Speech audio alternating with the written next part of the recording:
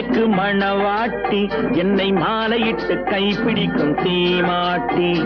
நானேதான் உனக்கு விழிகாட்டி, இன்ப நாடகத்தில் ஆட்டி வைக்கும் வழிகாட்டி.